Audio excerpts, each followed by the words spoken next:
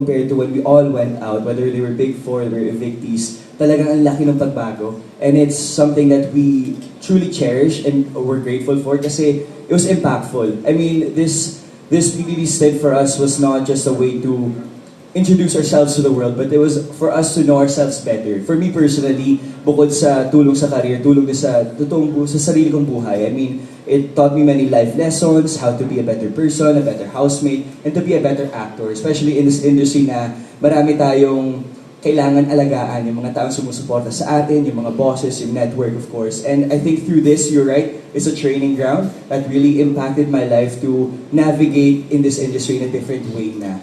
And I'm very thankful, of course, to Sparkle, to Miss Annette, Miss Joy Bosvic, for giving me the opportunity to enter this house. It was truly unexpected for me. It was a full circle moment kasi nga, the reason why I started showbiz was all because of PBB. And the impossible became possible, the two networks collaborating to create history. And I'm being part of that. I'm so thankful for it. And of course, ABS for allowing us, mga kapuso, to enter their ground, to enter that house, that very special house. It was meaningful. And yung pagbabago talaga, after nakikita ko yung name ko, nagte-trend. Sabi ko, shocks, for the first time in my life, may Michael Sager sa X. Sabi ko, wow!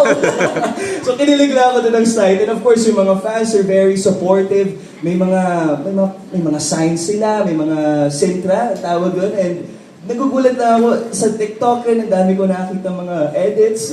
So, it's so sweet lang and I feel like that's what I'm so thankful for, just seeing how people accepted, not just me, but all of us in a way that they really enjoyed the season, they really supported us through thick and thin, and I'm so grateful for that. Kaya, to PBB, to GMA, and to ABS, maraming salamat.